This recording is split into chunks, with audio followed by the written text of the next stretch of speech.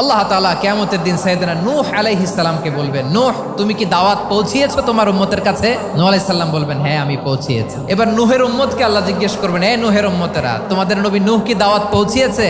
নূহের উম্মত বলবে, না আল্লাহ, কোনো দাওয়াতও আমরা পাই নাই, আপনারাও চিনি নাই, জান্নাতও চিনি নাই, জাহান্নামও চিনি নাই। নূহ আলাইহিস সালাম বিপদে পড়ে যাবেন। তখন আল্লাহ বলবেন, নূহ তোমার পক্ষে কোনো সাক্ষী আছে?